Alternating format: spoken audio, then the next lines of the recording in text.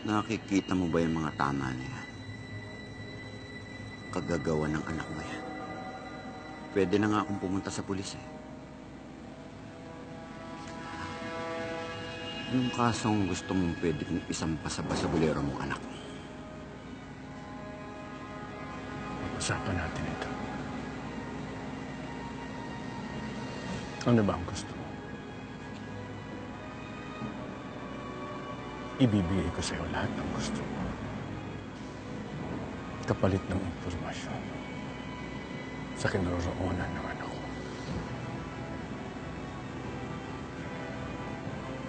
Kaya sabihin mo sa akin kung nasa naman ako.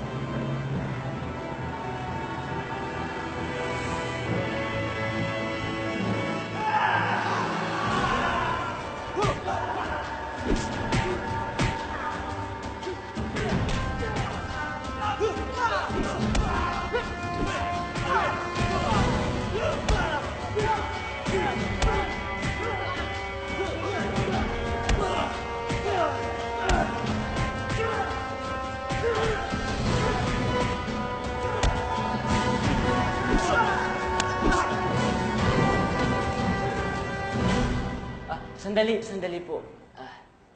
Hindi ko po naiintindihan. Ang alin? Kung bakit po tayo nandito. Kukuha kayo ng pagsusulit para malaman natin kung sino ang karapat-dapat na mag-aral gumawa ng tinapay mula sa akin. Pero ayoko pong matutong gumawa ng tinapay. Oras na makuha ko ang gusto ko, aalis na din po ako. Di ba sabi ko sa iyo? Dalawang paraan lang para makapasok ka dito sa leksyon.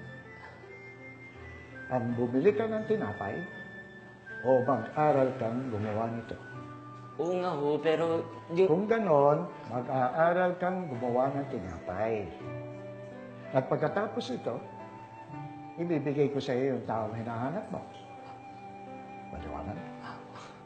Opo. Ngayon, pwede na ba nating simulan?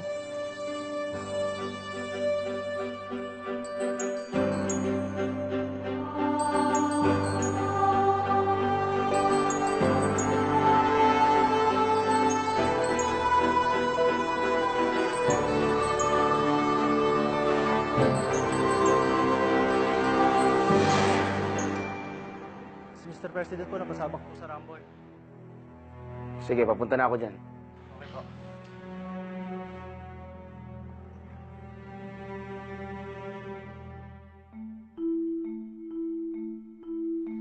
Simple lang ang pagsusulit na ito.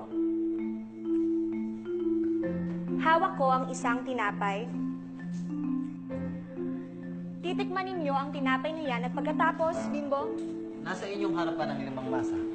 Masa number 1, masa number 2, masa number 3, masa number 4, and masa number 5. aalamin ninyo kung alin sa 5 masa na ito ang ginamit para gawin ang tinapay na yan. At pagkatapos,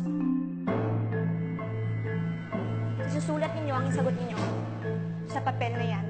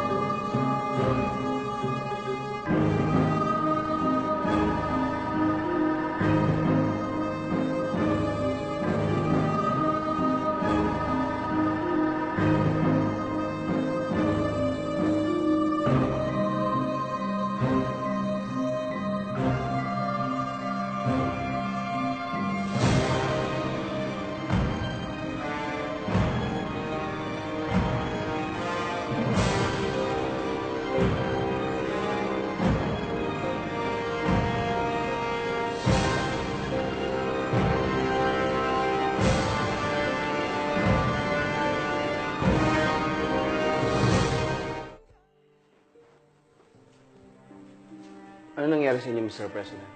Bakit may mga pasa kayo? May nakapagsabi sa akin na meron silang impormasyon tungkol kay Tago. Nakuha niyo bang impormasyon na hinahanap niyo? Hindi.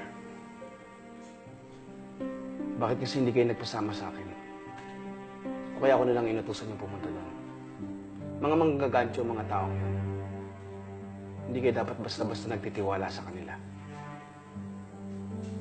Totoo bang hinahanap mo ang anak ko? Tinutulungan mo ba talaga akong hanapin ang anak ko? Anong ibig niyo sabihin, Mr. President?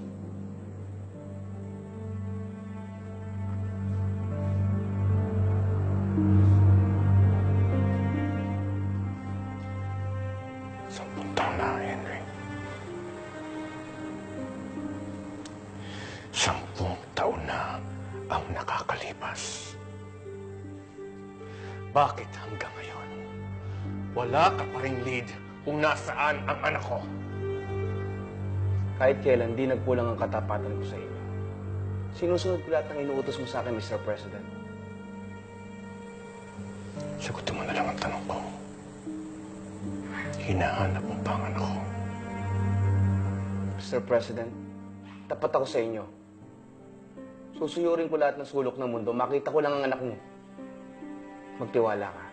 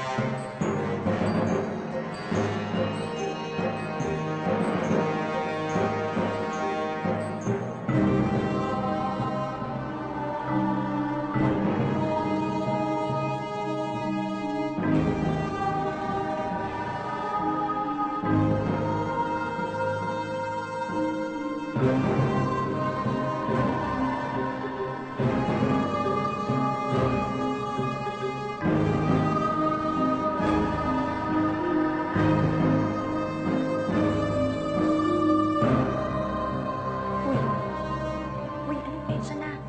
Bibilang ako sa 10 ah. Kung wala ka pa ng sagot, disqualified ka na.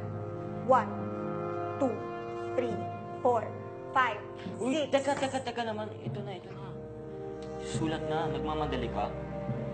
May lakad. Ito na. 7. Ito na. Masyado ka naman kontrabida.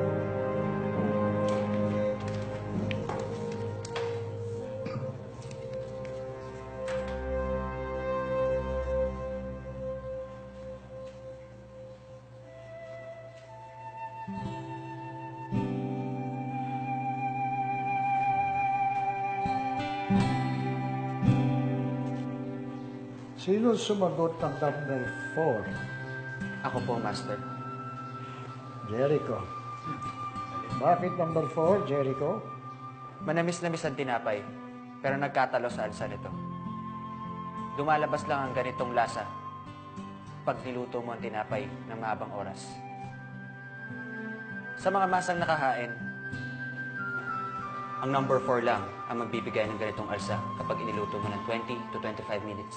Kaya ito po ang napili ko. Galing! Galing! Alam niyo na. Hindi, wow. Ikaw na. Ikaw, Bakit number 5? Palpa. Sabi ko sa inyo. Dahil may Aso. Bakit number 5? Hindi po number 5 yan. Ang ibig ko pong sabihin, lahat ng 5 masa na yan ay ginamit ninyo sa paggawa nitong tinapay. Paano mo nalaman? Hindi rin po ako sigurado eh. Pero, pare-pareho ang amoy nila. Maaaring magkakaiba ng tamis at asim, pero iisa lang po ang amoy ng mga masa sa nagawang tinapay. Tama ba? Master, sino po sa kanilang dalawa ang may tamang sagot? Ang may tamang sagot. Walang iba kundi si